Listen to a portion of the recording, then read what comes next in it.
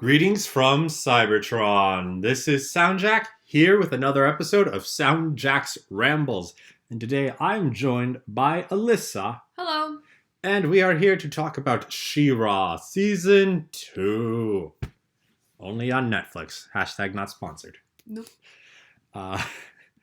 So we talked about Season 1 before in preparation for Season 2. And now Season 3 is going to be the week of this podcast coming out, right? August 2nd? August 2nd. August 2nd, yeah. Yes. So, Season 3 is coming very soon. Yes. So, we want to talk about Season 2. Indeed. Unfortunately, it's not a full season. No, it's one of those half seasons that they've done for some of the other animated cartoons like Voltron. Yeah. It's 7 episodes. And goddamn, the cliffhanger at the end of this. Yeah, the cliffhanger was pretty brutal. But I think honestly, I didn't think the season suffered from the abbreviated format. No. So that's nice. No, yeah. But yeah. Yeah. So we're gonna talk about Season 2. It's only about 7 episodes. But I think we're just gonna go ahead and start talking about some of our favorite episodes and things like that, favorite moments, things like that. Yes.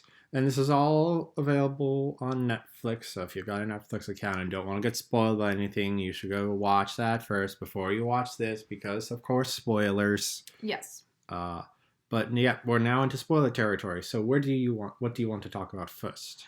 I think we should talk about I guess sort of just what just kind of points that we wanted to talk about in terms of like episodes we liked, and then we can move on from there. Yeah. I don't know if I want to do a summary of each of them, but I know I want to talk hit on the episodes we liked and that kind of thing. Mm-hmm. So for me, I think my favorite episode I know was the last one. Reunion, because that's when we get to know about Bo's backstory. Yes. Because it was really interesting because in the first season, we didn't really know much about Bo. We knew he was Bloomer's friend, and we knew he was, part of the rebellion, but, aside from that... Yeah. We didn't know anything about him. I just figured he was just some soldier dude, and I didn't even really think much about his backstory. Mm-hmm. I wasn't even really asking the questions. Yeah. And... I don't know, part of me was like, if I never find out what's up with Bo, it's fine. Yeah. Honestly, I wasn't really clamoring for an answer, but I thought the answer, but they did decide to answer that question, and it was the best answer I could have possibly have ever wanted. It turns out that Bo is not a soldier, really, or just a fighter from a fighter family. He has librarians for dads. Historians, actually, more like. Yeah. But, yeah, basically, Glimmer and Adora, find out that Bo has overprotective parents, and it's so funny. There were a lot of really funny, comedy moments in there. I think my favorite part is, when Adora is, reading one of the scrolls, and she's like, well, this is about aqueducts, so it's not really relevant. And then they're like, you can read, verse 1's writing, and yeah. Yeah, and then he had the one tattoo, and it's like, what does it say? What does it say? And what was it like? Lunch. Yeah, it was lunch and not love, as he had thought. Yeah. It was pretty funny, and I also like how much we learned about his parents, even though we didn't really spend that much time with them, which is one episode, but yeah. it was so funny. I think they had a really good dynamic. Yes. And I don't know, just also the fact that Bo has siblings. Yeah. How many siblings did he have? It's 7 or something. 7, a ton of siblings. He's the youngest one, and all of them went into librarian stuffs. And, yeah. But he wanted to be a soldier, his one father who was screw the war. Yeah. And then, Or was it his grandfather that was in the war? I don't know. I think it was, one of them was Lance. I forget what the other one's name is. George. I think George is the one who's my family was involved in a war. I saw it. I didn't want to be involved in it anymore because like. Oh yeah, and he hated. Well, it was the war that broke up the Princess Alliance. Yeah, so yeah. So he was not into that. But now that we've got an introduction to his family, I really want to meet one of his brothers. Yes. I really want to. I want to see what they're like. Because that would be really funny. And yeah, so I really liked that episode. I thought it was funny.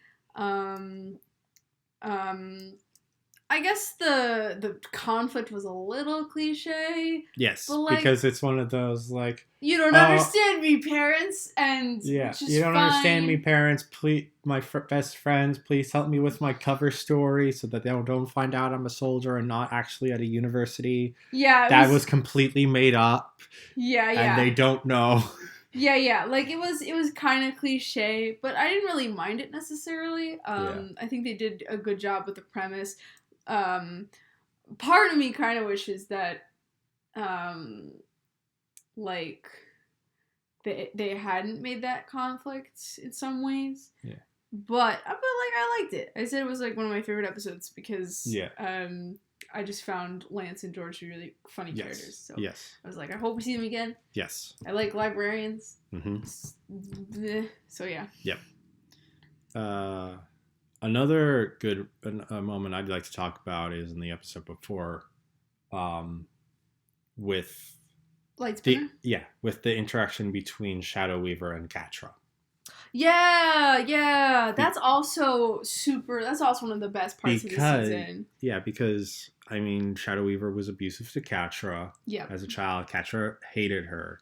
Yeah. But now when she's been ordered by Hordak to send her to Beast Island and to die. Yeah, it's basically exile. Yeah, exile that basically guarantees death. Mm-hmm. She's very reluctant to let her go and tries to be like, "Hey, give me some. She's going to be useful to us with her knowledge." Mm-hmm.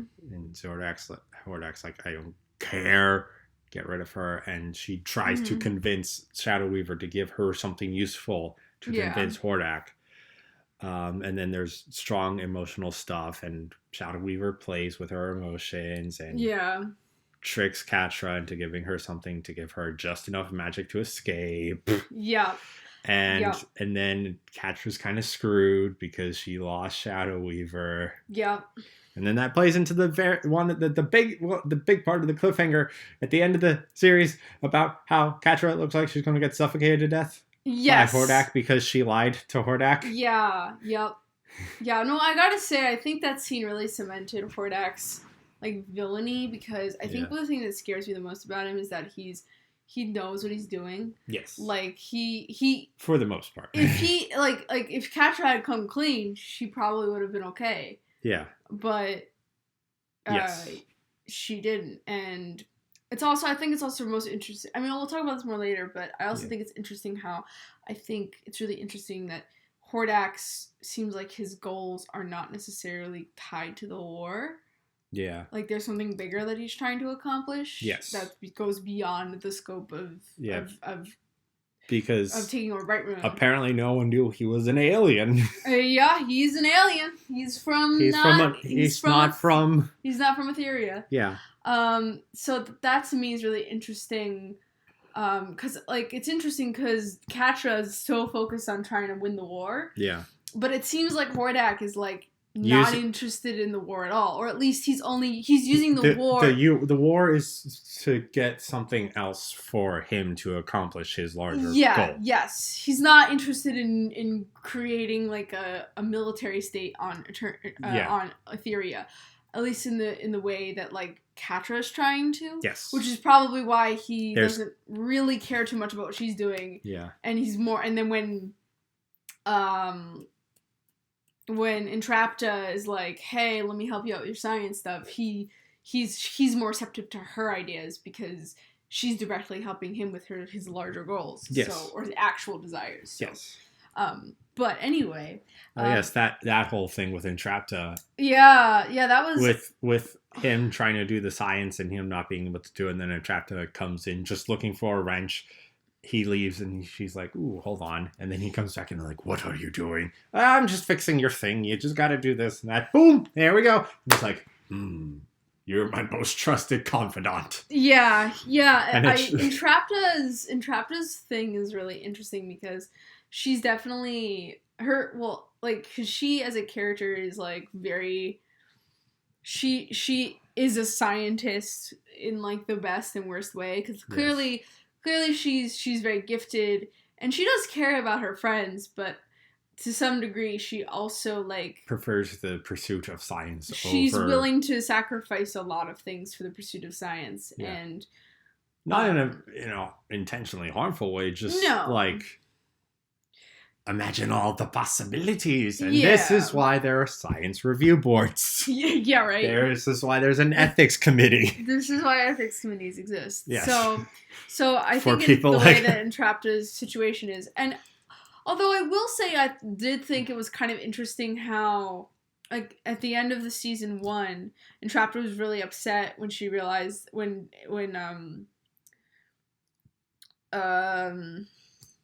Catra was like, your friends abandoned you, and she's like, I guess they're not coming back for me, and she's very visibly upset about it. Yeah. But when they reunited, she not only was she not vindictive about being left behind, she wasn't even that, like, she wasn't upset at all. She was like, oh, hi, here I am, sciencing. And so I guess I was just kind of confused at her quick... I mean, I know that she seems very capricious and easily distracted, so it's not that out of character, but I was like, I was kind of wondering why. I mean, I guess in some ways I do kind of like that she wasn't like vindictive, because it kind of makes her flaws a lot different than other characters. Like Catra's whole motive is vindictiveness. She's like, how dare my crush leave me? I will now destroy her because I'm jealous. Like, that's her whole deal. Her whole damage. Whereas Entrapta's kind of like, I'm on the side of science, and whoever gives me the science I like, so. Yeah. And she doesn't like hate her old friends. She's just, pursuing her interests. So. Yes. So I think it's good that her character is a lot different from some of the other ones. Yeah. So. Indeed. But that the ties that bind the episode were like Entrapta, quote unquote, where they catch up. Yeah. Because it's through a screen. It was also an interesting episode because it was talking about how She-Ra always has a mount. And Swiftwind is her mount, and that they have a strong bond, and they've never really done too much together. Yeah. So that was an interesting episode. Just that character development, especially for Swiftwind. Yeah. So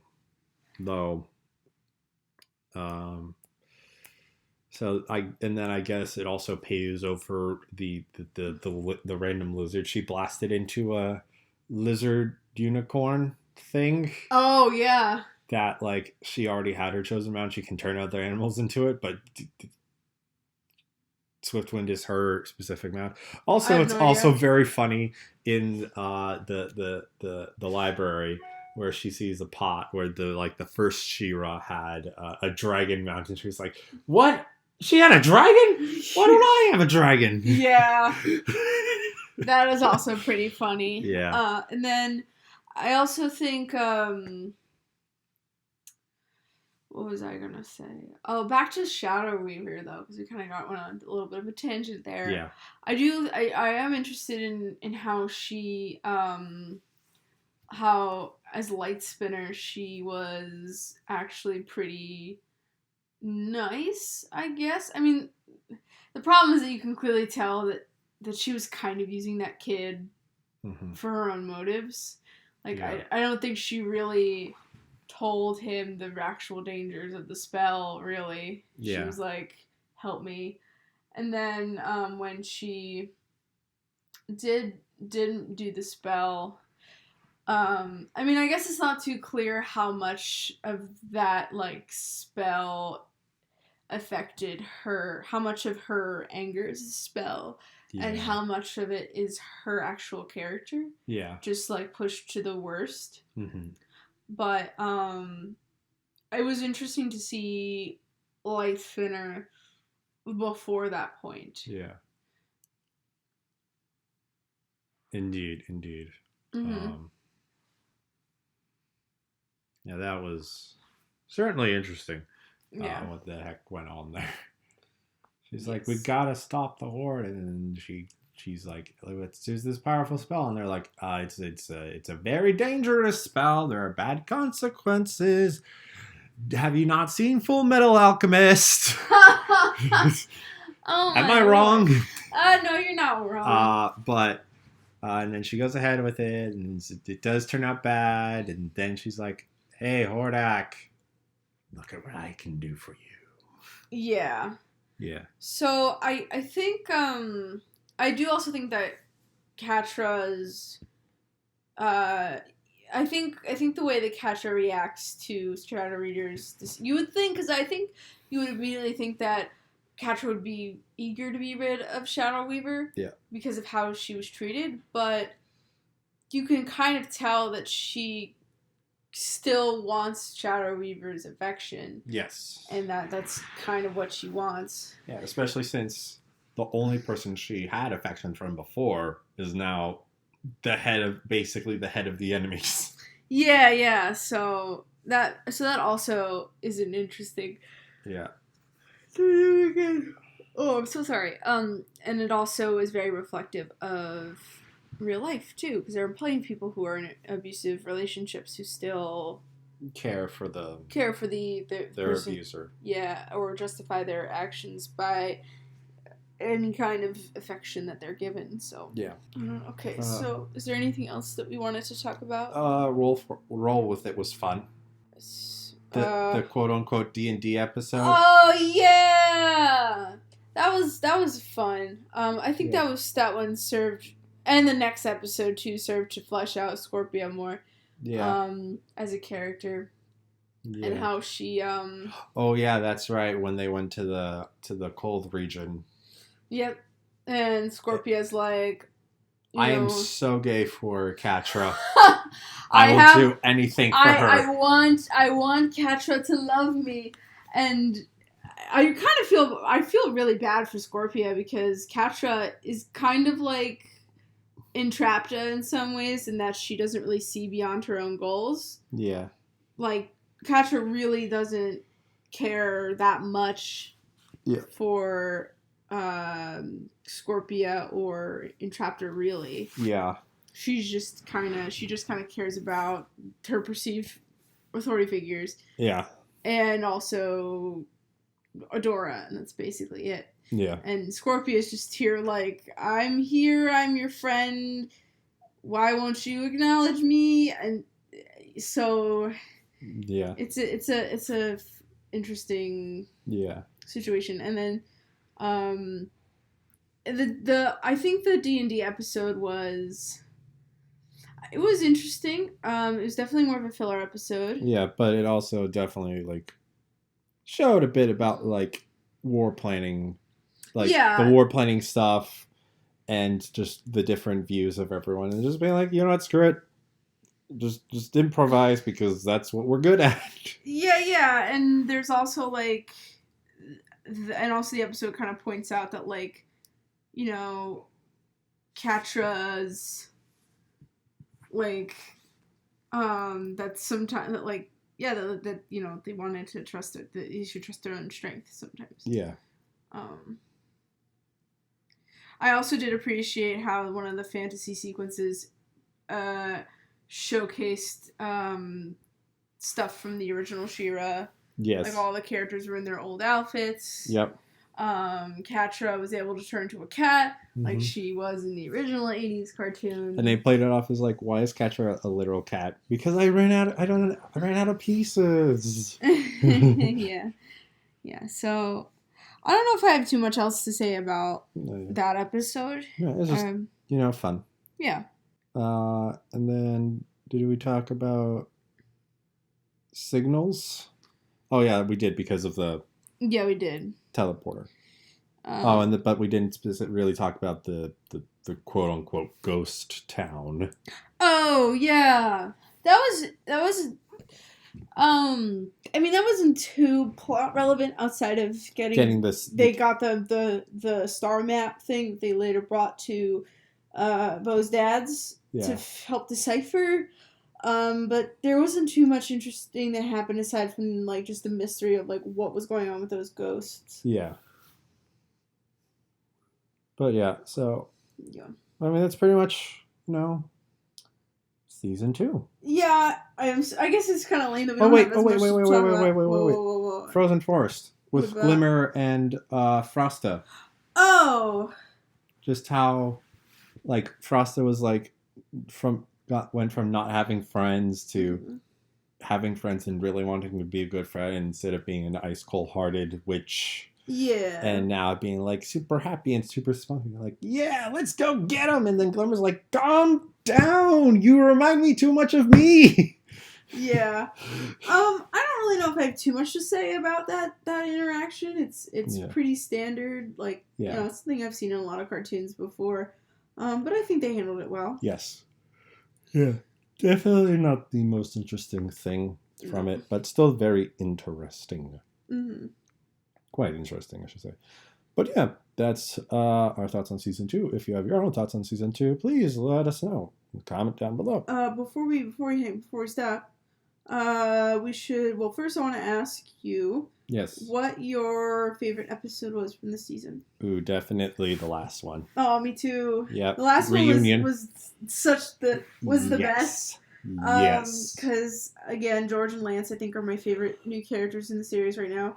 And then I also really liked. I mean, the cliffhanger was pretty like, oh no. Yep. That's gonna definitely do some things. Mm-hmm. And also, I wonder. Well, actually, I'll save that for later. And then for you, what was the weakest episode for you this season? You thought it was like not as good. Oh, my neck hurts. I mean, I guess roll for it because it was a filler. Mm-hmm. But like, that's about it, really. Yeah. I still really enjoyed it, but like. Yeah. There wasn't too much besides like a little bit of like different character interaction. Yeah.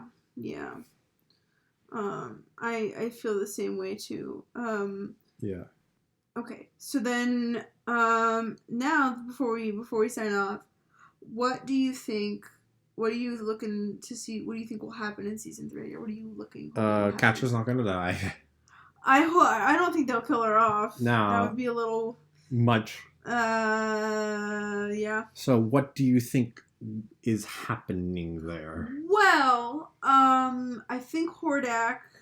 I mean, it could. So there's a lot of different ways it could go. It could just be he's disciplining her, and then maybe she'll give her another chance, or maybe he banishes her.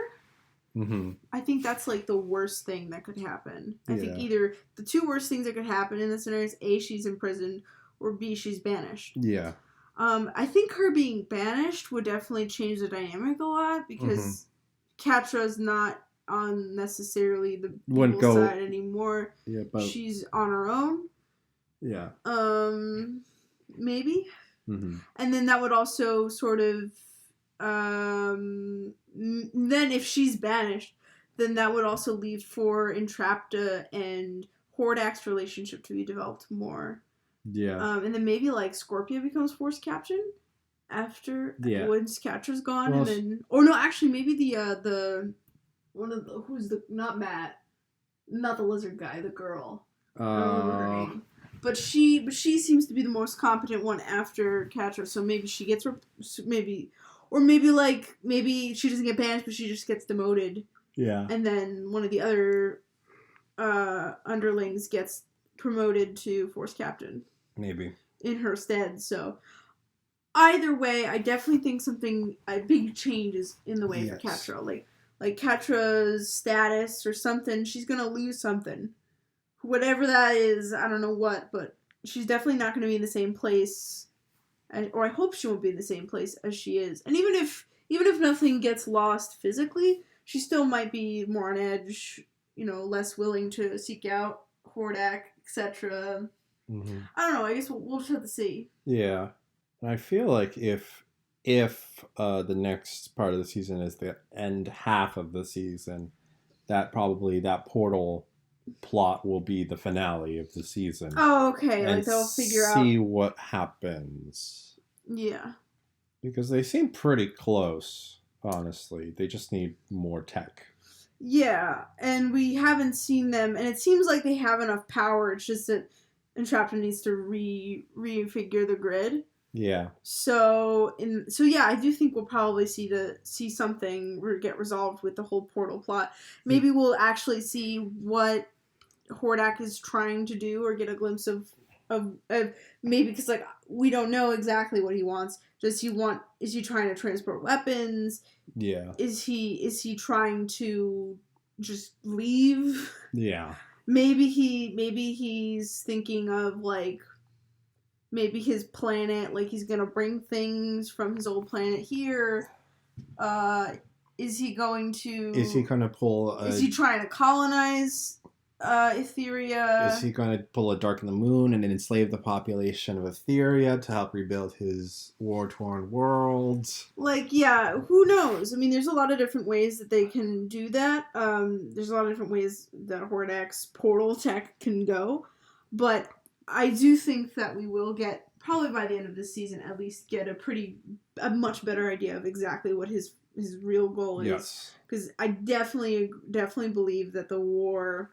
Not that the war to control Etheria isn't, like, a goal of his, but I definitely feel like the portal to him is more important at this stage. Yes. So, like, for example, if he's able to get the portal technology working, it's plausible that he's not so keyed into the war because he knows that once he gets the portal tech running, he'll be able to bring in higher advanced tech and armed forces that can then expedite the war process. Yes.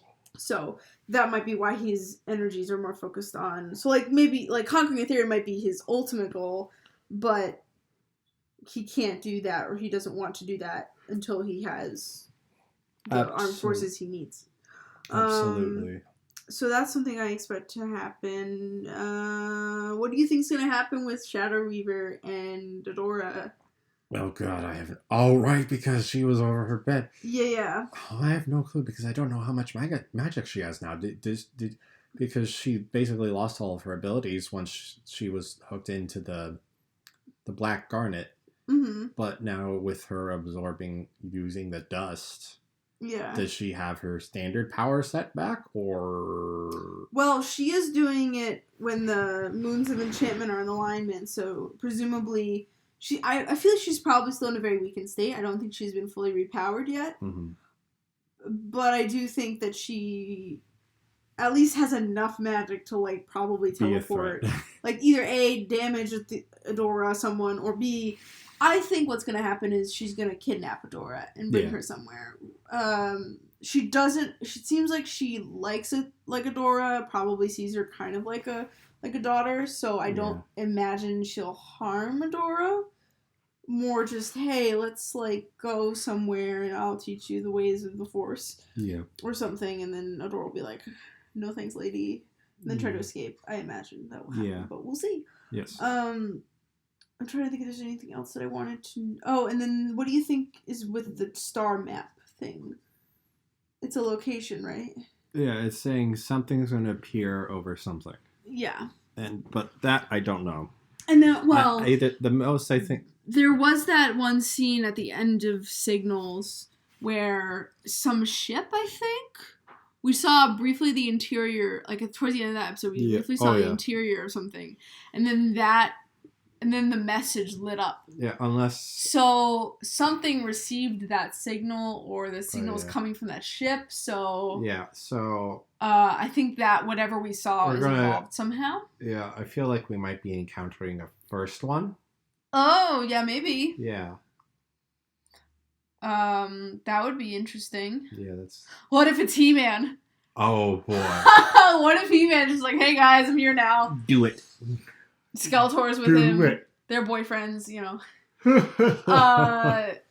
Yeah, that's actually something, before we close off, I wanted to ask you, do you think we'll see anything He-Man related in this show, or do you think they'll just keep it with She-Ra? I feel like they'll bring something in later on. I do feel like at this point it would be a little early. Yeah. But I do think it makes sense. It would make sense for He-Man Skeletor, Yes. and them to all show up at some point. Yeah. As you can tell, I don't know a lot of the characters from He-Man, except for He-Man and Skeletor. Yes. Do you think Skeletor would team up with if they were in there? Do you think they would team up with Hordak, or do you think it would be like a three-way kind of thing where Skeletor's probably like, team up with Hordak. Screw's like, nope, I'm gonna strike on my own, man. I feel like team up with Hordak, but then there's a lot of power tension. What do you think Skeletor's personality would be like, though? Exactly the same as the cartoon. So, like, campy stupidness? Yes. Oh my god. That would be hilarious. Yeah. Because I know that, like, Hordak's, like, the personalities from the show are very different. So I don't know if they're going to keep Skeletor's persona from the original 80s cartoon. Although, maybe will they keep the same voice? Or will it be like, imagine if like Skeletor came out and he's spoken like a smooth like hey instead of like it's hey. Imagine that would be the best twist of all time. Like Skeletor comes out, we're all like, oh man, he's gonna go to this. It's gonna be hilarious. Yep. He's just like hey, and then we're all like, what? That would be. I would laugh so hard. Indeed. Anyway. Yeah. So I also am wondering, new princesses. Will we see new princesses? Because we haven't seen any new ones yet. And they haven't really talked about new kingdoms either. No, but I know that there has to be more of them. There are more. There are more of them because we definitely saw a lot of moonstones on that map. Yeah, so we may find out at least one more during their trek to the red zone. Oh yeah, maybe. Or the red waste. Whatever that location is. Yeah. That's where they have to go to that's where this constellation will go to, yeah. So maybe they might find another princess. Cause yeah, that would be cool. Yeah. Okay. Do you have any other theories, thoughts about what might happen in season 3? Not really. Cool. Okay. Cool. So, thank you for watching. If you enjoyed, please be sure to like and share this video and subscribe to the channel. You can also follow me on Twitter and Instagram at SoundJack426. And you can follow me on Twitter at TheRationalDev. And you should also check out our gaming channel at RDSJ Gaming as well. And with that being said, thanks for tuning in. This is SoundJack and Alyssa signing off.